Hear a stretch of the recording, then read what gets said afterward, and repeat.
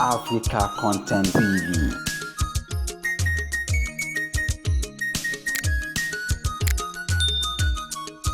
This is a video of how K1 the ultimate Mayegun of Yoruba land, Oba Fuji Kafata, is celebrating Tpumpy boss in Abuja. On stage is popular actress Sobola and his Alawisa husband dancing on the floor while King Wasiu Ayinde Masha is showering praise on them. You can watch the video for more.